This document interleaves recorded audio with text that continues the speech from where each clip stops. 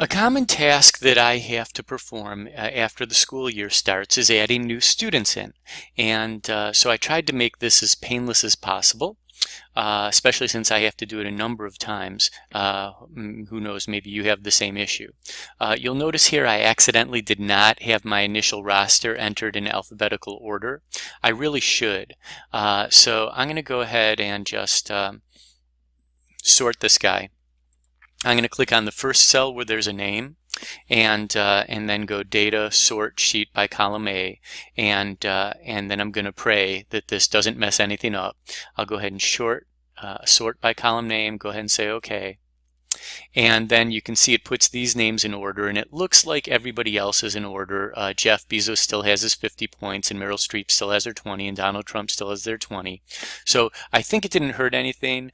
It would be so nice if you could just enter your roster in alphabetical order in the first place. Now that we've done that, we're going to go ahead and add a new student in. Let's go ahead and add little Rush Limbaugh in.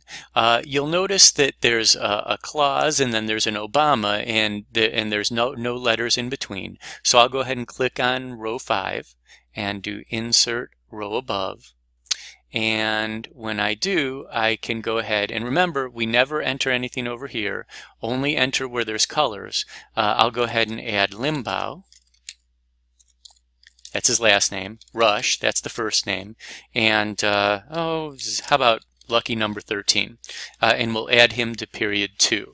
Now, if he was in period 3, I would go add him in alphabetical order down where period 3 was. So my period 2 guys are in alphabetical order, but they're all kept together as period 2. Then I have my period 3 students together, and they're all in alphabetical order. And I'll add new students in this way. Now you'll notice when I add Rush Limbaugh here, there's no points here and there's no name here. So what I do now is I go to PointKeeper, frequent use, add new student.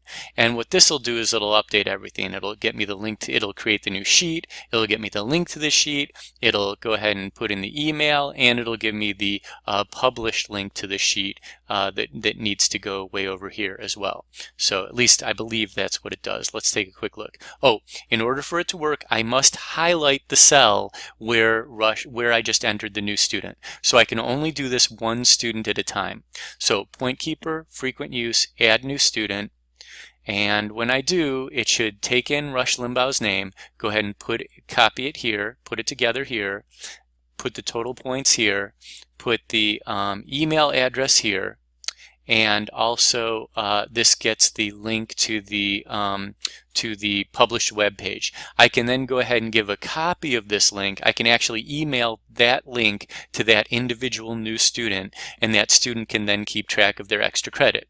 It looks like I have a little bit of work left to do in my script code.